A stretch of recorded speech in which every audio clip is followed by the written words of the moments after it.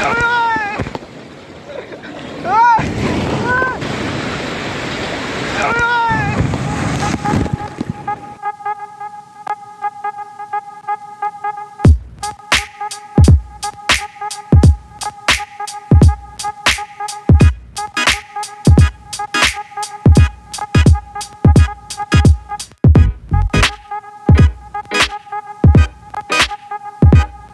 Everyone, welcome to another video. বন্ধুরা দেখো, আমি এখন দাঁড়িয়ে আছি পুরো ওল্ড দীঘা সি বিচে। তো তোমরা তো সকলেই জানো বাঙালির একটা ফেভারিট ট্যুরিস্ট স্পট হলো এই old Digha sea beach. Old Digha নয়, দীঘাই হলো মানে বাঙালির একটা প্রিয় ট্যুরিস্ট স্পট। তো আজকে আমি চলে এসেছি ওল্ড দীঘা। আজকে সারাদিন এই দীঘার ঘুরবো এবং দীঘার যে প্রেজেন্ট সিচুয়েশান সেটা তোমাদের সামনে তুলে ধরবো। সুতরাং ভিডিওটা খুবই ইন্টারেস্টিং হতে চলেছে, সঙ্গে থাকো।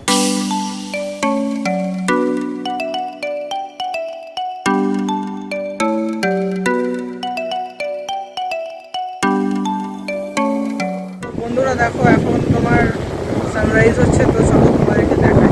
এই দেখো বন্ধুরা, এই হচ্ছে তোমার সানরাইজ হচ্ছে, আর সমুদ্রের দৃশ্যটা দেখো, জাস্ট অসাধারণ লাগছে এখন একদম সানরাইজের সময়। তাও তোমরা দেখতে পাবে অনেক পর্যটক। বন্ধুরা তোমরা যারা দীঘাতে বেড়াতে আসতে চাইছো, তোমাদেরকে বলে রাখি, দীঘা আসার জন্য হাওড়া থেকে রেগুলার একটা ট্রেন থাকে, এটা হচ্ছে তাম্রলিপ্ত এক্সপ্রেস, আর একটা সাপ্তাহিক এক্সপ্রেসও থাকে। কিন্তু দীঘা আসার জন্য যেহেতু প্রতিদিনই প্রচুর মানুষ দীঘাতে বেড়াতে আসেন, তাই এখানে টিকিট পাওয়াটা একটু মুশকিলের ব্যাপার। তাই তোমরা যখন দীঘা বেড়াতে আসবে সবসময় চেষ্টা করবে যে টিকিটটা অনেক দিন আগে থেকে কেটে রাখার জন্য, নাহলে কিন্তু এখানে টিকিট পাওয়াটা মুশকিল হবে। আর হোটেলের কথাটা তোমাদের বলে রাখি, তো তোমরা যদি দীঘা নিউ দীঘাতে আসো অথবা ওল্ড দীঘাতেই আসো, তাহলেও তোমাদের প্রথমেই একটা চিন্তা থাকে যে হোটেল নেওয়ার। তো দেখো, আমি এখানে আসার পর কিছু হোটেল চেক করেছিলাম, তো মোটামুটি গুড কন্ডিশনের তোমার নন এসি রুমগুলো 500 টাকা থেকে শুরু হয়। আর সম্ভবত যদি কোনো কোনো হোটেলে অ্যাভেলেবেল আছে দেখলাম যে এসি রুম মানে গুড কন্ডিশনের, সেগুলো কিন্তু তোমার 700 বা 800 টাকা থেকেও শুরু হয়ে যাচ্ছে। কিন্তু সেটা তোমরা যেরকম প্রেফার করবে সেই অনুযায়ী তোমরা তোমাদের রুম কিন্তু বুক করতে পারবে। আর আমি যে রুমে আসছি সে রুমটা মোটামুটি ভালোই। এছাড়াও আমি বেশ কিছু যে রুমের সঙ্গে কথা বলেছিলাম, তো তাদের যে কন্ট্যাক্ট ডিটেলস সেটা আমি ডেসক্রিপশান বক্সে দিয়ে রাখবো তোমাদের সুবিধার জন্য। তো তোমাদেরকে তাহলে বলে দিলাম যে এখানে এসে আসার এবং এখানে এসে রুম বুক করার যে ডিটেলস। বন্ধুরা দেখো, ওল্ড দীঘা সি বিচের এটাই তোমার ঐতিহ্য। এখানে কিন্তু ঢেউগুলো খুব বড় বড় আসে, আর এই বিচটা কিন্তু স্নান করার পক্ষে খুব একটা উপযুক্ত নয়। ওই জন্য এখানে কিন্তু খুব একটা সবাই স্নান করে না। স্নান করার জন্য তোমার উপযুক্ত হলো নিউ দীঘা। তো আমরাও কিছুক্ষণ পর স্নান করার জন্য নিউ দীঘাতেই যাব।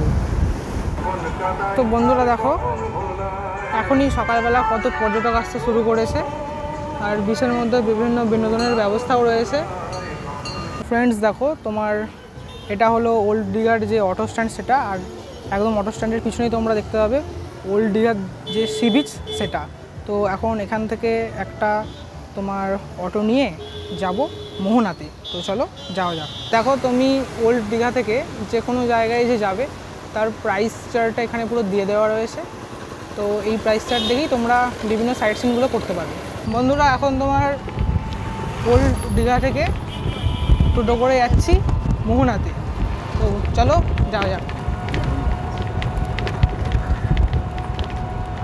বন্ধুরা ওল্ড দীঘা থেকে এখন এলাম তোমার মোহনাতে। তো বন্ধুরা দেখো, এই হলো মোহনা থেকে সমুদ্রের অবস্থান। অনেকগুলো ঘোড়া রয়েছে, তো যারা কিন্তু ঘোড়ার পিঠে চাপতে চায় তারা কিন্তু চাপতে পারে। কিন্তু আমার যা দেখে মনে হচ্ছে ঘোড়াগুলো কিন্তু খুব ভয়ে ভয়ে রয়েছে। দেখো, এই মোহনাতে কী হয়েছে, চম্পা নদীর সাথে বঙ্গোপসাগরের মিলিত হয়েছে। চম্পা নদী বঙ্গোপসাগরের এসে মিলিত হয়েছে, ওই জন্য এটাকে এই দীঘার মোহনা বলা হয়। দেখো, এখানে বিভিন্ন ধরনের সামগ্রী বিক্রি হচ্ছে। তো বন্ধুরা তোমরা দেখতে পাচ্ছ যে দীঘার মোহনাতে কত মানুষজন এসছে, আর দুদিকে কিন্তু প্রচুর স্টল রয়েছে, বিভিন্ন সামগ্রী বিক্রি হচ্ছে এবং বিভিন্ন খাবারেরও স্টল বিক্রি হচ্ছে। তো ভিড় কিন্তু এখানে প্রচুর রয়েছে। বন্ধুরা তোমার দেখো এখন এলাম মোহনায় যে মাছের বাজার আছে সেই মাছের বাজারটা দেখতে। তো চলো, এই দেখো এটা হলো তোমার পুরো একটা মাছের বাজার। তো চলো দেখা যাক। এই দেখো বিভিন্ন কাঁকড়া, চিংড়ি, সামুদ্রিক বিভিন্ন মাছ, ইলিশ সব রয়েছে এখানে। দেখো এখানেও কিন্তু বিভিন্ন রকমের মাছ রয়েছে, এই যে দেখতে পাচ্ছ। এই দেখো ইলিশ মাছটার সাইজ দেখছো কি বিশাল। বিভিন্ন কাঁকড়া আছে, বিভিন্ন ধরনের সামুদ্রিক মাছ। বন্ধুরা দেখো এগুলো হচ্ছে সব শুকনো মাছ। এই দোকানটাতে দেখো, এই দোকানটাতে আরও অন্য ধরনের 2 রকমের কাঁকড়া, আরও বিভিন্ন ধরনের মাছ রয়েছে। আর দেখো এটা হলো তোমার জেলিফিশও রয়েছে এখানে। দেখো কত বড় বড় চিংড়ি মাছ। তো বন্ধুরা এই হলো তোমার দীঘার মোহনা। তো তোমাদের পুরোটা দেখালাম। তো চলো এরপর আমি যাব নিউ দীঘাতে স্নান করার জন্য। বন্ধুরা তোমার দীঘার মোহনা ঘোরার পর হালকা একটা ব্রেকফাস্ট করলাম। ব্রেকফাস্ট করে স্নান করতে যাবো নিউ দীঘাতে। এখানে ওল্ড দীঘাতেও স্নান করা যাবে, কিন্তু এখানকার থেকে নিউ দীঘাতে তোমার বেশি মানুষজন থাকে এবং সেখানে অনেকগুলো ওয়াটার অ্যাক্টিভিটি থাকে। তো সেই জন্য আমরা যাচ্ছি স্নান করতে নিউ দীঘাতে। তো চলো নিউ দীঘা যাওয়া যায়। বন্ধুরা দেখো রাস্তার দুপাশে কত ঝাউ গাছ রয়েছে।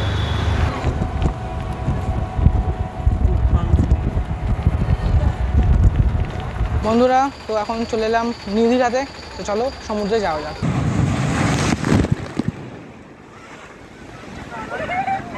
বন্ধুরা দেখো ওল্ড দীঘা থেকে তোমার স্নান করার জন্য নিউ দীঘাতে এলাম। এখন বাজে তোমার প্রায় ওই 10টা 40-এর কাছাকাছি।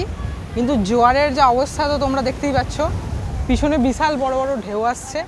স্নান তো করা সম্ভবই নয়। তো কিছুজনকে জিজ্ঞাসা করলাম, স্থানীয়কে বললো যে 1টা-2টোর সময় পুরো বালির স্তর দেখা যাবে, তো তখন ভালোভাবে স্নান করা সম্ভব হবে। এখন স্নান করাই যাবে না, দেখতে পাচ্ছ কি জোরে জোরে ঢেউ আসছে। তো আর কি করব, এইভাবেই ঢেউয়ে কিছুটা পা ভেজাতে হবে। দেখি ওয়েট করি, চারিদিকটা ঘুরে দেখি।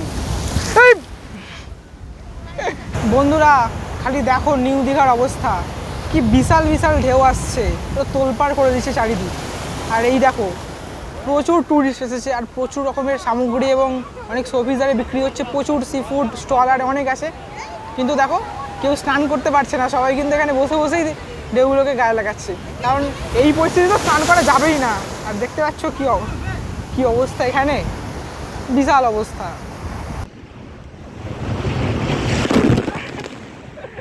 বন্ধুরা তো নিউ দীঘাতে তো স্নান করতে পারলাম না, ওই জন্য স্নান করার জন্য এখন এলাম উদয়পুরে। দেখো নিউ দীঘাতে এত বড় বড় ঢেউ ছিল, এর মধ্যে স্নান করা যায়নি। এখানেও বড় বড় ঢেউ আসছে, কিন্তু এখানে উদয়পুরে বালির চটটা তো বেশি, তাই জন্য আবার গাড়ি করে এখন উদয়পুর এলাম স্নান করার জন্য। তো চলো আমাদেরকে দেখাই এখানকার পরিবেশটা। এই দেখো বন্ধুরা কি অবস্থা, বিশাল বড় বড় ঢেউ আসছে।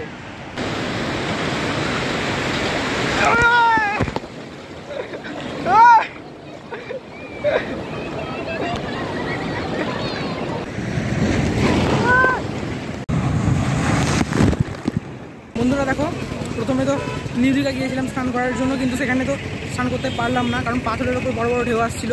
ওই জন্য আবার একটা গাড়ি করে উদয়পুর এলাম। উদয়পুর সি বিচে খুব উপভোগ করলাম, বিশাল প্রায় 3-4 ঘন্টা স্নানই করে নিলাম। এরপর চলো আবার হোটেলে ফিরে যাই, গিয়ে লাঞ্চটা করা যাবে।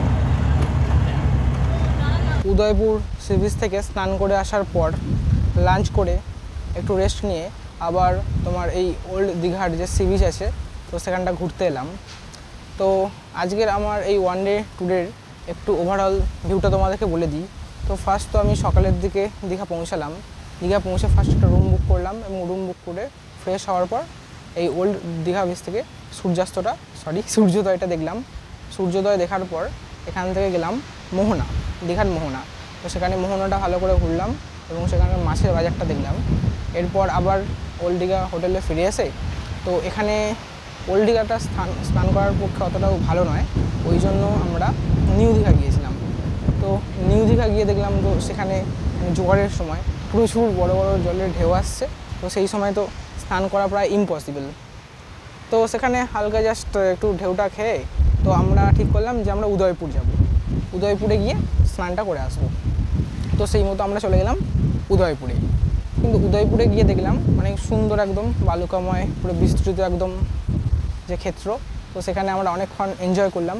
এনজয় করার পর আবার ফিরে এলাম, ফিরে এসে লাঞ্চ করে এখন যে ওল্ড দীঘা বিচটা আছে সাজিয়ে রেখেছে বিভিন্নভাবে সরকারের তরফ থেকে, তো সেটাই এখন তোমাদেরকে দেখাচ্ছি। তো এরপর এই বিচটা একটু ঘুরে তোমাদেরকে দেখাবো এই সন্ধ্যার এখানকার যে সিচুয়েশানটা ক্রিয়েট হবে সেটা। কারণ সন্ধ্যার সময় কিন্তু এখানে প্রচুর ছোট বড় ফুড স্টল বসবে, বিভিন্ন কসমেটিক্স, বিভিন্ন ডেকোরেশন এবং হোমমেডস, শোপিস, প্রচুর দোকান এখানে তখন খুলবে। তো সেই সমস্ত দোকানে যে সমস্ত জিনিসপত্র বিক্রি হচ্ছে এবং বিভিন্ন সি ফুড, সেগুলো তোমাদেরকে দেখাবো। তো ভিডিওটা খুবই ইন্টারেস্টিং হতে চলেছে এর পরে, তো দেখতে থাকো। বন্ধুরা দেখো, তোমাদের বারবার বলছিলাম যে ওল্ড দীঘা স্নান করার পক্ষে উপযুক্ত নয়, কিন্তু এখানে দেখো এখন বিকেলবেলা এত সকলে স্নান করছে, তো এটাকে বলবে যে একটা স্নান করার উপযুক্ত বিচ নয়? তো এটা হয়তো দেখছি প্রচুর লোক তো এখানে এখন স্নান করছে। আর বন্ধুরা, নিউ দীঘাতে কিন্তু প্রচুর ওয়াটার স্পোর্টস অ্যাক্টিভিটি অ্যাভেলেবেল ছিল। যে টাইমে গিয়েছিলাম তো সেই সময় তো তোমাদের দেখালাম প্রচুর বড় বড় ঢেউ আসছিলো, তো কোনো স্পোর্টস অ্যাক্টিভিটিসই পার্টিসিপেট করতে পারলাম না। তো যাই হোক, চলো এখন ওল্ড দীঘা বিচটা একটু ঘুরে দেখি। একটা পাপড়ি চাট অর্ডার দিলাম, তো দেখি কেমন কীভাবে বানায় এবং কেমন টেস্ট। তো দেখো, এখানে পাপড়ি চাট ছাড়াও আরও অনেক ফুড অ্যাভেলেবেল রয়েছে। তো বন্ধুরা দেখো, পাপড়ি চাট বানাতে বানাতে জল এসে গেছে না, এখন কি হবে চলো দেখি।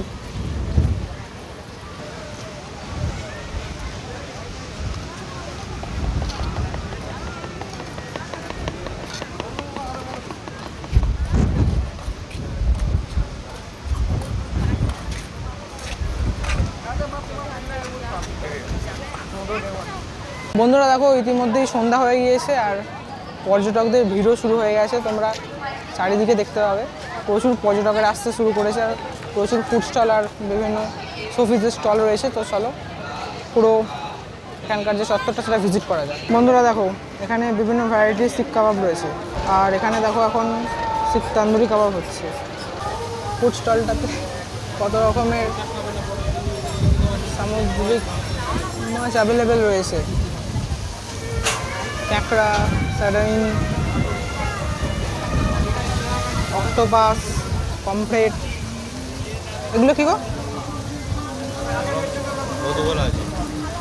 মধুভোলা।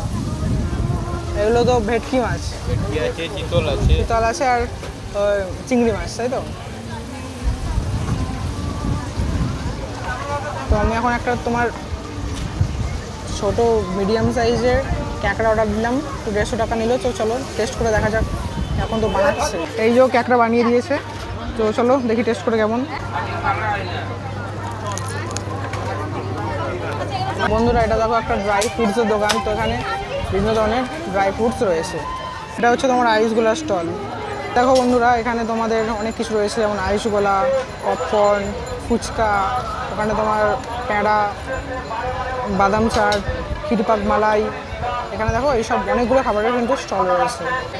এই দেখো, এটা হলো তোমার ক্ষীরপাক মালাইয়ের স্টল, এটা হচ্ছে তোমার ঘুগনির স্টল। দেখো এই মার্কেটটা কিন্তু পুরো তোমার শোপিস, কসমেটিক্স, খেলনা এইসবের কিন্তু দোকান। দেখো বিভিন্ন ধরনের ব্যাগ, এই দেখো বিভিন্ন কসমেটিক্স, এগুলো তোমার সামগ্রিক জিনিস দিয়ে বানানো রয়েছে। তো বন্ধুরা, এখন তোমার পুরো বিভিন্ন ধরনের সামগ্রী, এগুলো সুতো দিয়ে বানানো। এই দেখো, দেখো এখানে বিভিন্ন শাখা এইসব বিক্রি হচ্ছে। প্রচুর ভিড়, প্রচুর মানুষ এসেছে, প্রচুর দোকান, মানে যেমন প্রচুর দোকান রয়েছে সেরকম প্রচুর মানুষেরও ভিড় রয়েছে, প্রচুর পর্যটক রয়েছে। তো এই হলো দীঘার তোমার প্রেজেন্ট যে নেচার বর্তমানে সেটা। বন্ধুরা দেখো, এই অংশটা এখন কত সুন্দর দেখাচ্ছে, মানে সত্যি এই ওল্ড দীঘার সমুদ্রের যে পার্শ্ববর্তী অঞ্চল, এটা কিন্তু এই এখন সন্ধ্যাবেলা মানে এক অপূর্ব দৃশ্য। চারিদিকে তোমার প্রচুর দর্শনার্থী, পর্যটক রয়েছে আর এত সুন্দর আলোর কাজ, এটা কিন্তু সত্যি খুবই একটা মনোমুগ্ধকর পরিবেশ।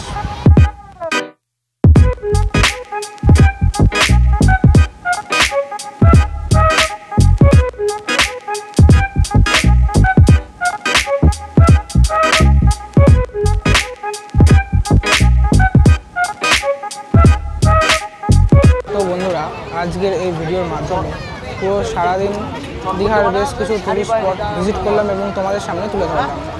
তো ভিডিওটা তোমাদের কেমন লাগলো? ভালো লাগলে অবশ্যই লাইক করো, কমেন্ট করো, বন্ধুদের সঙ্গে শেয়ার করো এবং এই ধরনের আরও ইন্টারেস্টিং ট্রাভেল ব্লগ দেখার জন্য আমার চ্যানেলটা অবশ্যই সাবস্ক্রাইব করে রাখো। দেখা হচ্ছে পরবর্তী ভিডিওতে। ধন্যবাদ।